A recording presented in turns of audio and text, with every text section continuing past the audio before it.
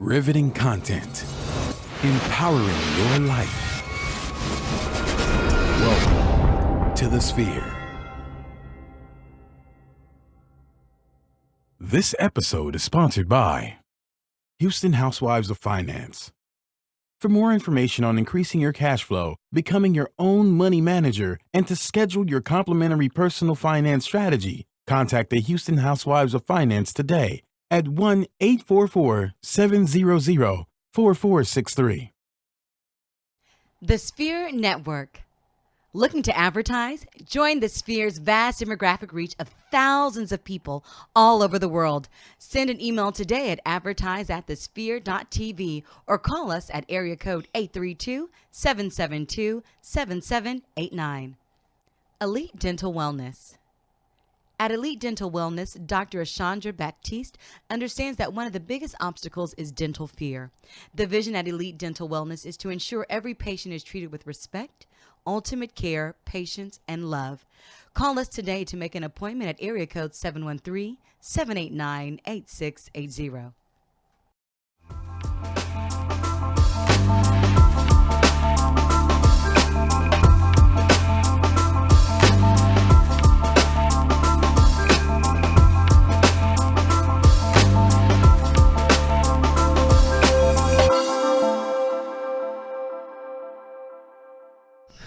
What's up, people? Welcome back to another epic episode of Technocrats. I am your host, Gary Lee, also known as G. Hawkins. Of course, you can find me anywhere online. That's Facebook, Instagram, Twitter, Snapchat, at G. Hawkins. That's G. Hawkins with the Z. And I'm sitting with the lovely Jennifer Hawkins. Jay, how are you today, my dear? I am great. Thank you for asking. Thank you for being here. I appreciate you You're so welcome. much. We're glowing up in technology because that's just what we do around these parts. That's what we do. Good deal. How's your week been? My week has been pretty good for the most part. Definitely on the downslide of things at work. You know, once the school year starts coming close to the end, everything is like, whew. So it's getting pretty Woosah. hectic now. Woosah. Y'all any big summer projects? We're getting new Chromebooks for all of the 3rd through 6th grade classroom sets. So that Apple stuff didn't even manifest to nothing. Oh, the it new did. Apple iPad. Oh, it definitely did because we have considered about replacing the Makerspace iPad minis with the larger iPads since they're more affordable now. So yeah. Pen support. So yeah, or pencil that support. was dope. We about to trade you in. I feel that was dope. A nice little upgrade. Nice little upgrade. I feel that. Well, that's what's up. I think it's always healthy. A lot of people think that when we're in this space, we're just having conversations to have conversations. But no, for those that are tuned in, we live this. We literally do technology day in and day out. Yes. I can't tell you how much I troubleshoot that I hate solving my own problems because I'm always so busy solving everyone else's technical problems. So when I walk into the studio and there's tech problems, I'm like, shit. Like, Lord. Not Not today, folks. But we've got a great show for you. We've got some news coming up. We've got digital trends. We've got a Mobility Weekly. So let's hop into it. You ready to rock? Let's go. Let's do it. So first off, let's talk about the news, folks. So here we like to talk about anything that's popping, things that are hot right now in this technological space. And one of the first things that came across my blog sphere, so to speak, was that Apple is right at the point where they're ready to start rolling out TV shows, and they're working on something that's really iconic, an old sci-fi franchise that they're about to flip into a TV show. Now, for those that are watching us right now, we're going to put the article up so you can see this, but this was based off the old sci-fi from the 1920s called Foundation, and a lot of different movies have used parts of its back end and parts of its how shall I say storyline, so to speak, to build these other monster of worlds that we've seen, whether it's in Star Wars or Star Trek, Hitchhiker's Guide to the Galaxy. So we've seen a lot of placement with Apple on media, but this is the first, to me, true push into bringing something to life that could utilize some of the other things that they've done. Jay, I don't know how. Are you an Apple TV person or no? I have an Apple TV. How do you feel like the usefulness of it has been, though? That exactly. Yeah. I just use it to mirror my iPad. And then you keep it popping, right? That's it. So, and I think a lot of times that's something that made the Chromecast so popular. For $40, you could mirror your tablet or your phone, and boom, most people just want to mirror and use their devices, right? Right. But I look at this as a true opportunity for Apple to really get into this TV space and original content space. Yes. And if they're doing this right, now you're talking about leveraging a product base that you've had for so long that can now become valuable, especially when you bring the word back, exclusivity. What's your thoughts on this possibly catapulting the necessity of an Apple TV? You think that's something that'll happen or what? Like you said, in regards to original content, because you're in this realm, you're going to be competing with the likes of Amazon and Netflix stays popping. Come on. So you have to bring something that's different, that's unique, that makes your consumers want to gravitate to your product and what you're bringing to the table. So if they can develop some content that is, definitely catching to their consumers, then it might be worth getting that Apple TV. I totally agree with you, and I think that we're at this point where it's like everybody wants to do their own thing. Yes. Tidal, Spotify, they're moving toward exclusive stuff. Obviously, we've seen Google Play Music do it. We've seen Apple do it before, but being limited or locked on the hardware side, I think is something that's a power play, right? So you're moving away from a software thing. Google devices can't natively talk Apple AirPlay. So once again, you're making this box worth this weight, especially as people continue to buy these iPhones. They're not stopping buying them. That could be a con as well, though. Okay. Because with Netflix, you can, because it's, web-based, it's not necessarily device specific. You can watch that on anything. I can watch that on my phone, my tablet. I can watch that on my computer in a web browser. So it's it's mobile. So that could be a con as well, that I can only watch this specific content on this Apple TV. And I would assume they'll probably deploy that same thing, because we have the TV's app now on an iPad, which is the same thing that's on Apple TV. So I'm assuming it'll be across all iOS devices. But it's an interesting play. What it kind of reminds me of, and I think I dropped a note to this, it reminds me of what Microsoft did in regards to mobile. They were real late to the game. They tried to bring something that kind of fell by the wayside. You mentioned Netflix earlier. Obviously, we got Hulu. We have everyone else who's, separating their content out. HBO Go, I was Showtime. just ready to say HBO Go. DirecTV now has an app. Exactly. Do you think that Apple trying to create their own content in that space is a little too late, though? Well, honestly, Apple is a little behind the curve on a few things. I love Apple, though, but let's just be honest. They are a little bit. Do not. Yeah, I'm just saying. They are a little bit behind the curve on certain things. Okay. But if, like I said, if the content is worth it, it's not going to matter how late to the game that they come. Okay, I feel you. For those that are tuned in right now, whether you're watching this live on Facebook, whether you're watching this on your Apple TV, you sit in traffic. What do you think? You think Apple's too late to the game to do this start doing exclusive content and original content on the video side? Do you think this is going to leverage their Apple TV? We want to know. Shoot us an email, technocrats@thesphere.tv, or hit us up across any social media at the Sphere TV using our hashtag Technocrats.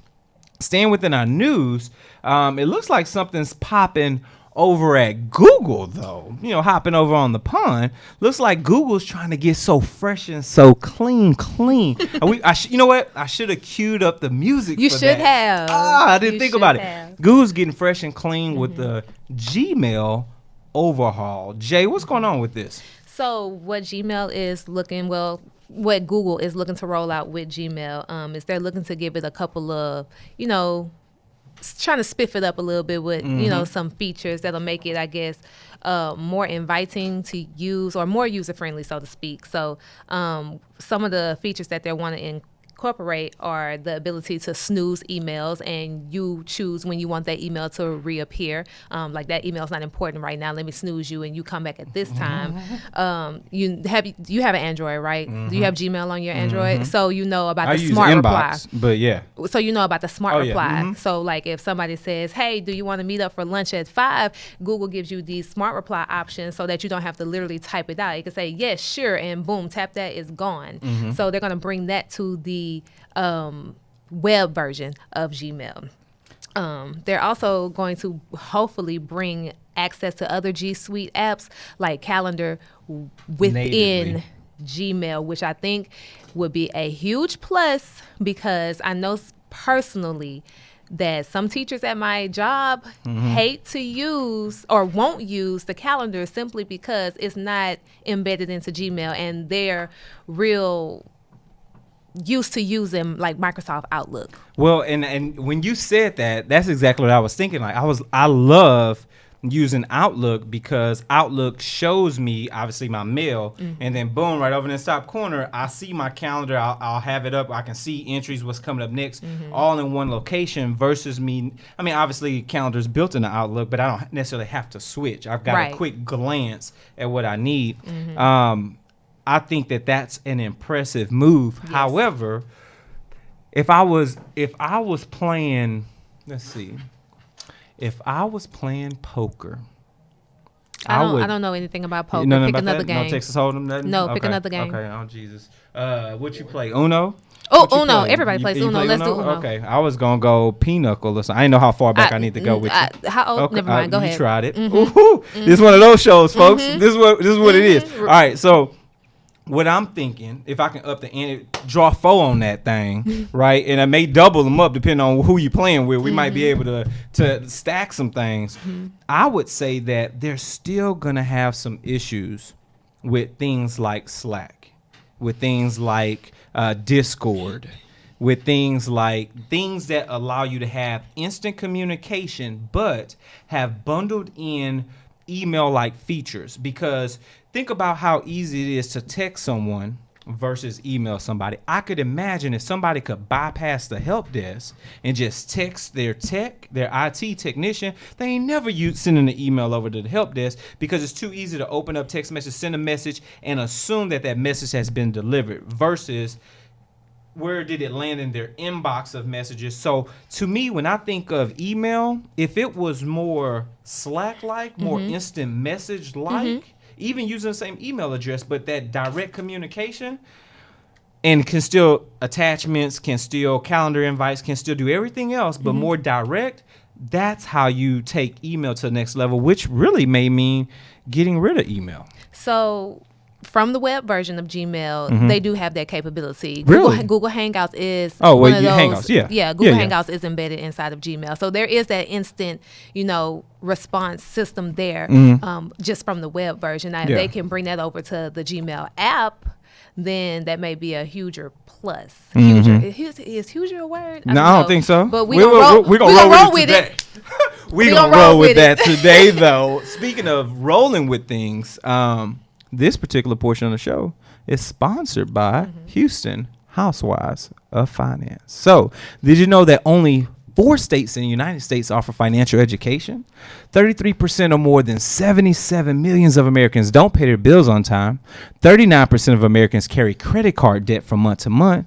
And 39% of adults said they don't have enough in savings. Don't become one of these statistics, folks. Let Houston Housewives of Finance advise you on increasing your cash flow and becoming your own money manager by scheduling your complimentary personal financial strategy. Contact Houston Housewives of Finance today at 1-844-700-4463 or send them an email over to info@houstonhousewivesoffinance.com. Ask them how you can participate in a complimentary financial literacy workshop near you. Houston Housewives of Finances are the new faces of the new age of financial services. So, at that point though, I would prefer the marrying. I don't know. Like, I see a purpose for Hangouts because I prefer to use Hangouts over text message personally. We used that a lot this week. Yeah. But we did? Yeah. Did we? No, not us. Oh, okay. I'm like, what? Did you hit me? No, that's did I mute you? I didn't. You know we use Slack. Come on. So I don't know. I'm on the fence, but it sounds like you think that email's here to stay. In a professional setting, most definitely, because I cannot see a CEO of a Fortune 500 company functioning without email. I don't see it. But not email in a different form of fashion. Makes you think a little. I mean, because I get what they're doing, right? But to me, these aren't game-changing feature sets. No, they're not game-changing features, but they are nice additives. Yeah, they should be there. I definitely agree that they should be there. It'll definitely perk up Gmail usage. Yeah, it will. We'll see, good folks. And Facebook Live, we're about to see y'all later. So remember, folks, we only give you a small little taste of everything that's happening on our show. But if you want the rest, you've got to go subscribe. So head over to sphere.tv/Technocrats. We've got a few options for you, folks. You can find us on iTunes. You can hit us on Google Play, SoundCloud, YouTube, Stitcher, Spreaker, Your Mama House, iHeart Radio. You can find us everywhere. You can even, when I said Your Mama House, the funny part is you can go to Amazon Alexa in your mama's house and be like, yo, install the Spreaker skill, and boom, you've got Technocrats right there in the kitchen, right there in the bedroom. So while you're there, though, share this out. Share it with your family, your friends, your colleagues. Share it with your loved ones. Share it with your haters. Share it with anyone and everyone so that they know that this is a place that they can get great content surrounding technology. Last but not least, sow a seed, folks. Sow a seed. Go to sphere.tv/donate. We got a couple of donation options. You can donate right on the website one time, and we want to say thank you to those who have donated. We truly appreciate that, and we've got a couple of givebacks coming to you just for donating. And then, of course, for those that donate via Patreon, you are going to be entered into a subscription-style donation where we're going to give you exclusive content and prizes. So we're not cutting the show, folks, but Facebook Live, make sure you go subscribe right here at the Sphere. So let's keep this party going, Jay. You ready to rock out with some more stuff? I am ready. All right. This is the heavy part, right? Oh, here we go. Facebook scandal part 2. Part 2 of this Facebook scandal. So for those that aren't aware, good old Mark Zuckerberg had to get on that, what is that called? He went and sat in front of a congressional hearing and had to answer questions regarding Cambridge Analytica and what happened with the data breach, or the how shall I say, turn the blind eye to allow data to be harvested from over 87 million folks. We've got an article for you coming from CNN Tech, and we're actually gonna scroll down a little bit and kind of break this out. So for those that are unaware of what's going on, back in 2014, about a little over 250,000 people had accessed a personality quiz from an app called This Is Your Digital Life. And unfortunately, their information got shared, including birthdays, other pages that they've liked, some private messages, to this company called Cambridge Analytica. And for those that have been under a rock somewhere, Cambridge Analytica has been linked to Donald Trump's campaign to basically help him win the election. The question is, who's been affected? And there's a way to go to settings. Excuse me. What should, if you've been affected, you're going to see a notation that pops up on your news feed to have a conversation about privacy and protecting your data and things like that. Now, if you have been affected, there's a couple of things that you should do. And you can go to your data profile, settings, general, and download a copy of all your Facebook data if you want to see what they've collected over the years. And then, of course, you can start to delete apps. Jay, we talked about that a couple of weeks ago. And I don't know if you did we talk about the fact that now they've changed? We talked about it in our Slack. Yeah, so they've made the change because of what you suggested. Am I right? Yeah. I'm gonna put it on you. I'm gonna give you that. Yeah, that was you. I'll take that. Take that. But here's the question, right? If you decide, you know what, I'm not feeling this. Facebook's done some dirty business. I want to delete my Facebook account. The question is your data still there? I'm real on the fence about that word delete. Come on. Because if you go to your settings and you look where you're supposed to delete the account, it only says deactivation. That to me does not equal deletion. Darn show ain't delete. Delete and deactivate is two different things. Two different things. Yeah. So I feel the same way. But Facebook, they've been on the front side of this, trying to have conversations, obviously trying to calm the public. The hearing went pretty well on Tuesday. And of course, he was there on Wednesday. There's a lot of memes coming out in regards to it. And there were some heavy questions asked of Mark Zuckerberg in regards to, how would he like his private data being shared without his authorization? And I think it kind of got the point across in regards to, you're over this 2 billion user company, and you're not meeting best practices. Then I think the question then comes, will we see other companies now be put in these stringent situations with how they share that data and how they utilize data? Then does that start to affect companies' ability to capitalize, i.e. make money off of us in regards to our data? How do you feel about that? It definitely might affect that because they usually share their with, like, if you're trying to look for something specifically on Facebook, in the marketplace, you use certain keywords and things like that. If you make a status saying that you're in search of a recommendation of something, those are quote unquote, I guess, cookies that are picked up by Facebook, and then they start to, show those little side advertisements. Get on my nerves. Even if I say something out loud, a few minutes later, it show up on my Facebook feed. Because our microphone is a listening tool, and our phones have microphones. So, hey, don't be a fool and think that they're not listening. Come on. Just saying. But, so with that being said, if it might start to affect how they generate revenue in regards to advertisements. You start playing with people's money, things change. Things get strange for a little bit of change, Jay. You know anything about that? Strange for some change? No? I don't know what you're insinuating. Okay. I'm not insinuating anything. I'm just asking questions. I have 6 brothers, don't do it. The 6 of them? We need to bring them on the show one by one, though. I can't do all 6 at one time. Okay, all right. One by one. Cool. But anyway, we just want to give y'all an update in regards to Facebook. For those that may have not seen our previous episode, make sure you go back and watch it. Gives you a little bit more back end and detail. Jay beautifully breaks down what happened with Facebook and some of the things that have coincided with how to get out of these situations and being able to remove some of the apps. Make sure your data is being, well, I would say protected, but obviously there ain't no protection, B. There's none. So as this continues to transpire, we will continue to give you more details in regards to this Facebook scandal. So let's pivot over to actually before we pivot, let's hop into another ad and get some coins on this particular show. This particular portion is sponsored by us right here at the Sphere. So are you starting your business or looking for a place to advertise? Do you have a need to reach out to thousands of people across the world to build your brand or sell your product?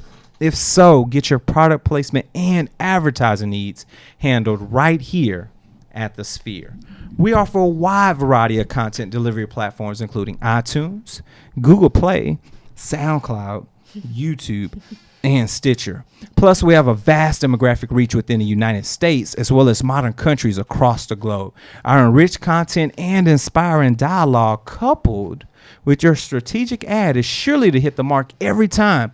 Call us today at area code 832-772-7789 or send us an email over to advertise@thesphere.tv. So, as I was saying, good folks, we're going to switch over to our digital trends. So, when we talk digital trends, we're talking about concepts and technology that has grown over time but has become the highlight of your technological day, folks? Because I know I get excited. One of the big trends that we've seen lately, Jay, has been the concept or idea of having smart speakers. Yes. Do you have a smart speaker right now? No. Okay. So I got a couple of them. I'm just keep it a buck. I got the Google Home. Okay. And I mean, it's sat in the box for 6 months. I have the Amazon Alexa. It did. I'm just keeping it up. But I'm gonna assume because you were out traveling. Let's just leave it at we that. can go there. You tried it, but no. I also have the Amazon Echo. Okay. With Alexa on it, and I opened that immediately. I got that first, right? Mm-hmm. Love my Alexa, or love Alexa, because it's not a product, that's a service. Mm-hmm. Love my Amazon Echo, and love the additional peripherals, the Dot. We've got Echoes in the studio and stuff like that. And then, like I said, my Google Home. I wasn't really excited for what Google brought to life, and I thought it could have been so much better. And then, of course, now they've come out with the Macs and the smaller devices. What's up? I was going to say, well, what don't you like? Because I don't have an experience with those. I don't have those. I just, well, here's the thing. What I loved was how Alexa took over the market with skills.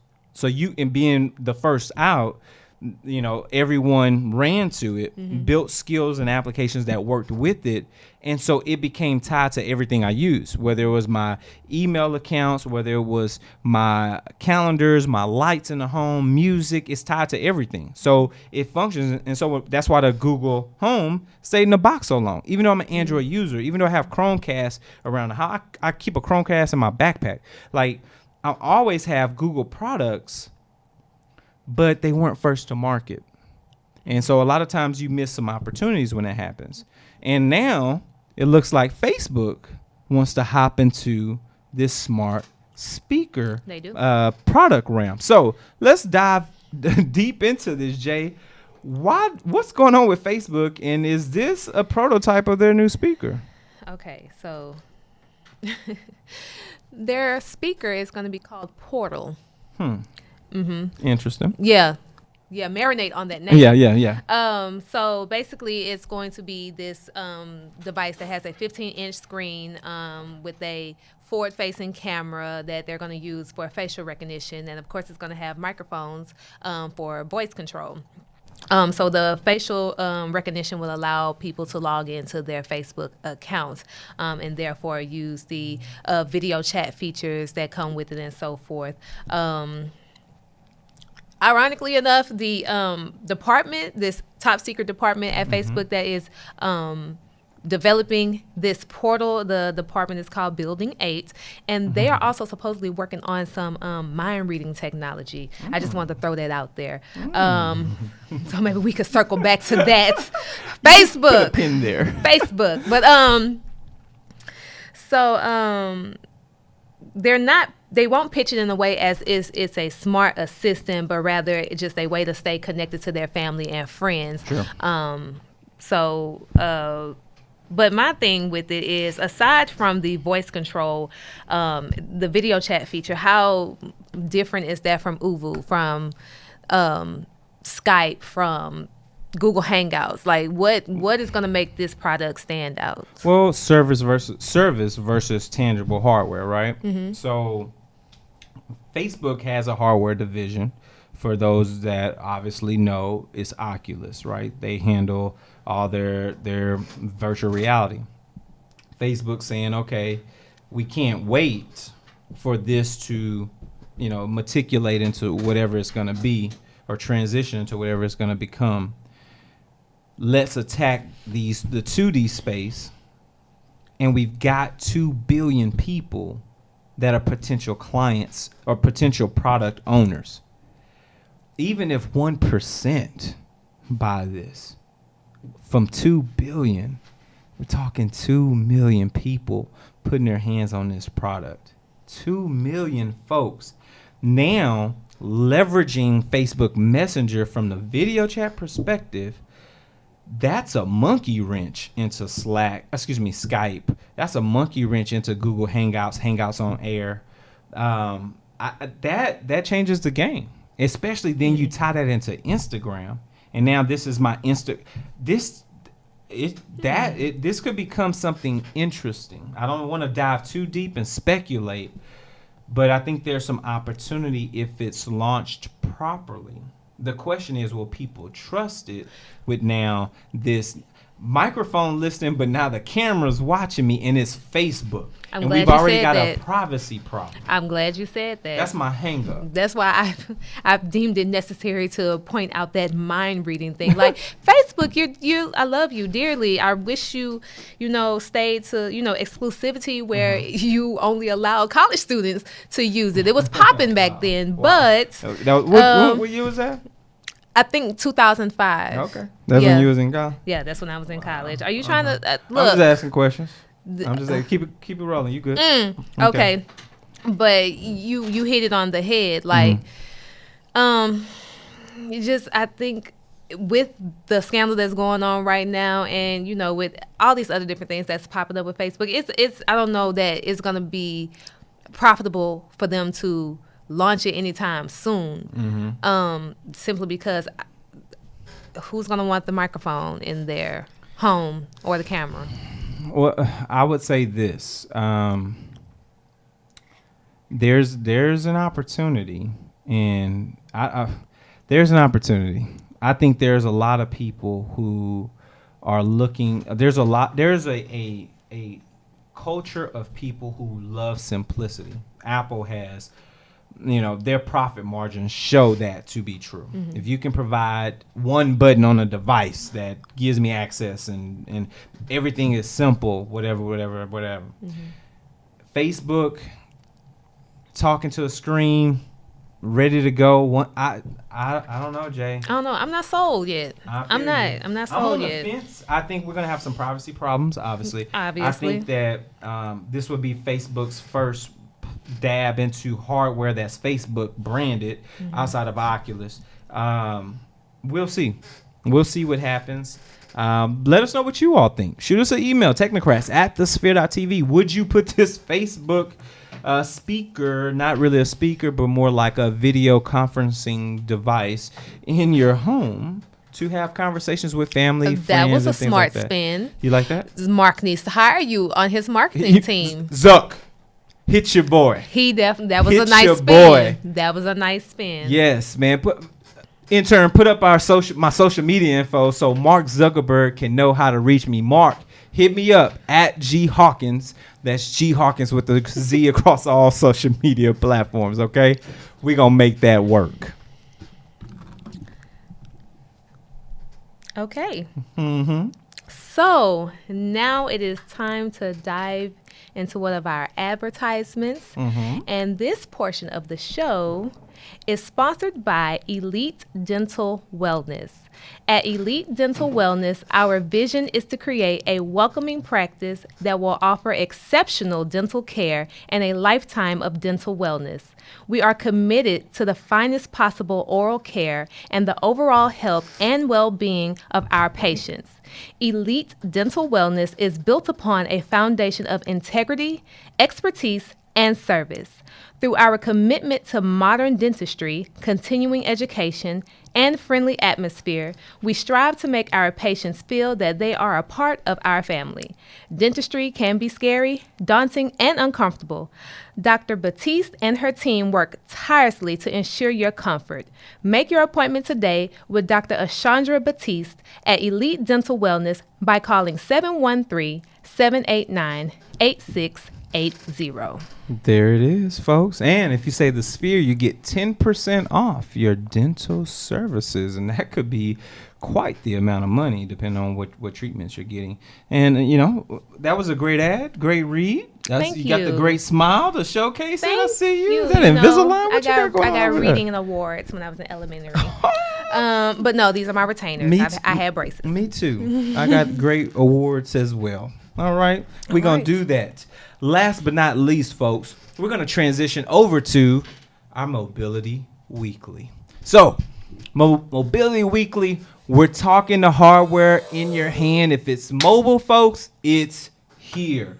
We've been on Facebook, Google, and Apple all day long, so let's bring it right on back. Apple is working on some touchless controls and possibly a curved iPhone screen. What's wrong? Why are you looking like that? What's wrong? Nothing at all. You good? I am You great. sure? Yes. Mid-show. You see me? I was like, what's wrong? We gonna talk about it right now. Commercial break. None. We'll talk about it right now. But looks like Apple's working on some touchless controls. Looks like they're working on finding a way to give you an iPhone device that's going to have a little flex in the screen. And obviously, this is big speculation, folks. So we're not going to dive too deep into this. But first and foremost, the idea of touchless controls. We've seen Samsung do it before. They did it with some wave-in motions. I think it was a G6 at the time, or Galaxy S6, or whatever the case is. You're talking about the gestures? Yeah, I think it started with the S4. S4? Mm-hmm. So they had some gestures back in the day that obviously didn't go over well. They weren't really sold. You just pulled out your device to see if you got it on your current device. Oh, no, I know I have it on look at her. device. Okay, we're going to do a live demo right here. No, we're not doing a live demo on the show. But We need to incorporate that. Just saying.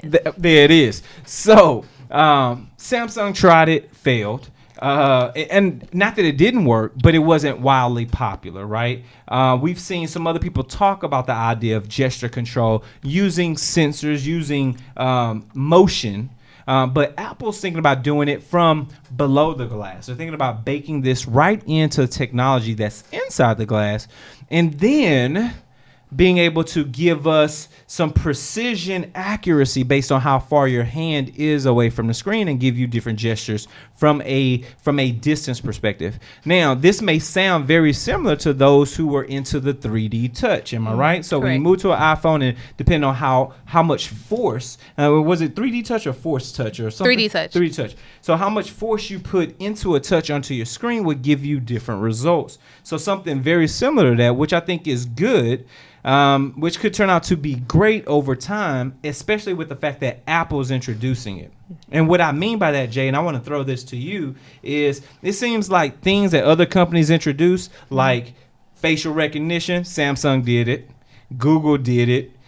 I said this already, though. I said Apple is late to the game with a lot of things. But they turn around and make it popular. Yeah. And I don't understand that, because they're not the first. So why is it popular when Apple does it, but it's not popular when other companies do it? Maybe because Apple has bomb marketing. I don't know. I don't get it. I don't get it. I personally don't get it. It's a fanboy thing. A fangirl, excuse me. No, you're too blessed to be stressed. All right. I didn't even know how to respond We'll to move that. on. I didn't know how to respond to that. I was stuck for a second. But tad. just a tad. A tad. But I don't know. I don't know. I don't get it. Maybe, maybe you're right. Maybe it's just the hype. Yeah. Now, our podcast tech thinks that it's because it's mainstream, in which obviously Apple devices are mainstream devices just as well as Samsung devices. But it seems like when Apple does it, everybody loves it. Here we are, people not even concerned about the fact that they're not using their fingerprint anymore. They're happy to look at their phone and it unlocks. But that's been around for years. So we'll see how touchless controls will work. Now, curved iPhone screen. That'd be great because they haven't done it yet. Right. Obviously, Samsung's been doing it. But the question is, how aggressive of a curvature are we going to see? Over the edges, which is traditional, or we see devices that do have a true curve to them. We've seen some older Android devices that were curved. I think Motorola had a device that was curved that did not do so well, and that's okay. What kind of screen was that device I think it was like using? a 5. It had to be an OLED because you can't curve with LCD. Okay. So it must have been an OLED screen. I don't know how high of a quality. I'm assuming it was at 1080p or sub it, and this was years ago. But it didn't catch on, right? But we'll see. They were ahead of their time. That's all. Yeah, and sometimes that does happen. Companies get ahead of their time. The Essential phone took the screen all the way up, kept a small little circle in the middle where the camera was, but it was screen all the way up. Didn't really catch on. Apple releases the iPhone X or 10, and they've got this notch at the top. They just skipped 9. That's why I'm, whatever. You get it. They put 8, 9, 8, 10. Yeah. She went there. Okay. Sorry. No, I appreciate it. You used right.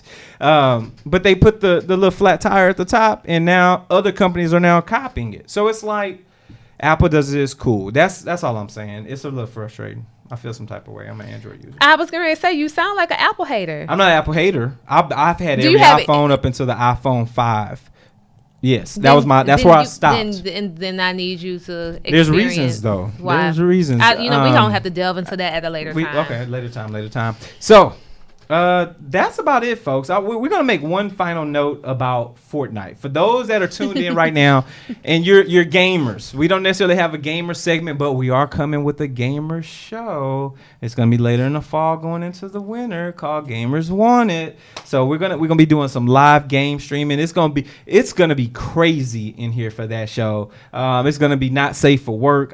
Anyway, we'll talk about that later. But Fortnite was down last night. I felt some type of way. I just started playing a couple of days ago, Jay. I'm an old gamer. I grew up Super Literally. Nintendo, Sega Genesis, like that was my thing. I remember blowing the cartridge on the Nintendo NES, trying to make sure it play. I had those problems. You know what I'm saying? Alcohol swabs. Come on, doing whatever it took to get that joust going. Yes. I was heavy when it came to video games, and I was a lot heavier. But that's a whole nother conversation. Oh.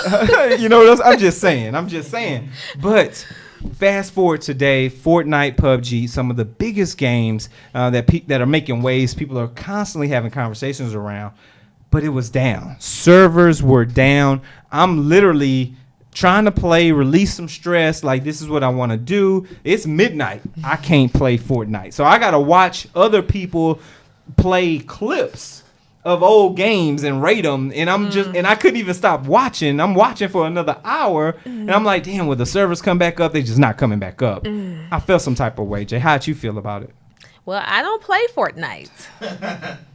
I'm sorry, I It's don't. a Fortnite failure. I'm sorry, I don't play Fortnite. I'm not an avid gamer, but I'm retro with it. Like, give me Talk the about regular Nintendo, give me a What you Super doing? Nintendo, give me a Sega Genesis, give me my cartridges, give me an Atari Frogger, give me that. 2600. Come on. Give me that. That's what I like. So I'm not a Fortnite player, but y'all did make it seem pretty interesting, so I might delve into it. I may do a little something. I suggest You sound really upset that those servers I were felt down, some type and of that way. sucks that those servers were down. And when it's on that type of platform, and you're, I guess I don't know the right word to use here, but you have to rely on these servers to get your gaming experience. And then if it goes down, then you're like, what do I do? Where do I go?